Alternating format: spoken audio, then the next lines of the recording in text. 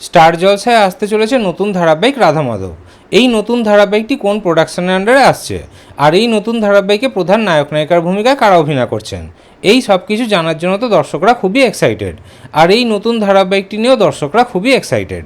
Star জলসা থেকে ঘোষণা করে দেওয়া হয়েছে তাদের নতুন ধারাবাহিক রাধা মাধবের। তবে এই নতুন ধারাবাহিকে প্রধান নায়ক নায়িকার ভূমিকায় কারা অভিনয় করবেন সেটা এখনও অবধি জানানো হয়নি। খবর পাওয়া যাচ্ছে যে এই নতুন ধারাবাহিকটি ফোর্থ ডিমেনশন প্রোডাকশন হাউসের আন্ডারে আসতে চলেছে, যেই প্রোডাকশন হাউসের আন্ডারে সান বাংলায় রূপমতী রাজকন্যা ধারাবাহিকটি আপনারা দেখেছেন। আর এই নতুন ধারাবাহিকে প্রধান ভূমিকায় কারা অভিনয় করবেন সেটা এখন অবধি ফাইনাল হয়নি।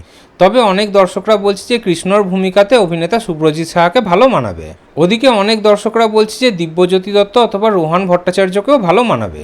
এদিকে কিছু দর্শক বলছে যে রাধার চরিত্রে অভিনেত্রী লেখা চ্যাটার্জি, অভিনেত্রী দিতিপ্রিয়া রায় অথবা অভিনেত্রী তিতিক্ষা দাসকে ভালো মানাবে। তাহলে আপনারা কি চান, রাধা মাধবের প্রধান ভূমিকায় কারা অভিনয় করুক? এই বিষয়ে আপনাদের কি মতামত কমেন্টে অবশ্যই জানাবেন।